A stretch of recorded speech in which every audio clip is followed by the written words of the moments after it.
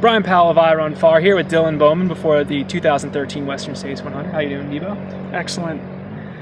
You had a good run here last year, most of the way. When did the wheels come off in 2012? Wheels came off right around Green Gate. I took a little walk break and figured I was going to be able to get through it.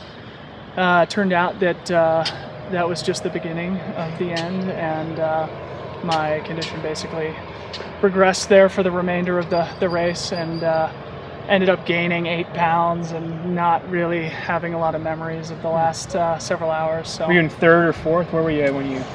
Let's see, I was fourth, yeah, and then got passed by 3 people there in the last 10 miles and finished 7th. Yeah. Do you think you have a handle on what went wrong? Yeah, I think for the most part, the genesis of most of my issues was just going too hard too early, and not replenishing myself like I should have been given my effort. Mm-hmm. So I have a much better plan this year. I have a much better attitude. I was definitely humbled by the experience. Remembered what it means to go 100 miles, and I think that experience should allow me to do better on Saturday. Yeah, I mean, not only do you have you learn more, you have an additional challenge this weekend, the heat. How are you going to approach that?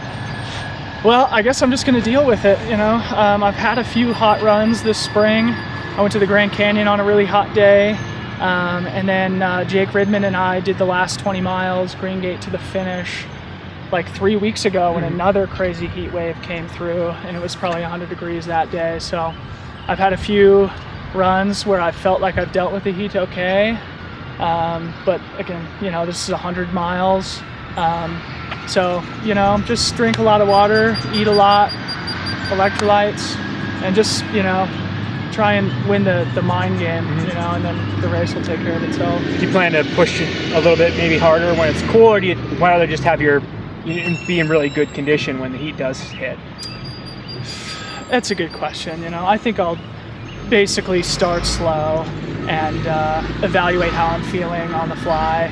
If I feel like it might be a good idea for me to push a little bit, like on some of the downhills, I'll probably do that, but overall I'll be focused on being conservative and smart, definitely at least through Forest Hill. Yeah. Talking to you over the past couple of weeks, you've best shape of your life, right? Best training?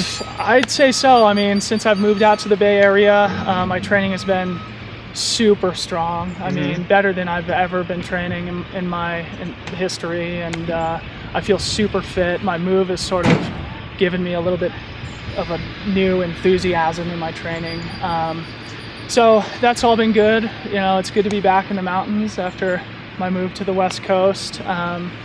And I feel like if I've ever been prepared for 100 miles, that this is my time. So I'm hoping for a good day. Gotcha. Well, now you are in the Bay Area, and there's a ton of great talent in the Bay Area right now.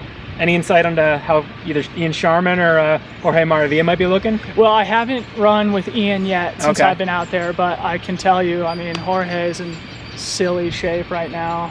People aren't talking enough about him, in my opinion. I mean, especially coming off of 4th place at Sonoma in one of the deepest fields of the season.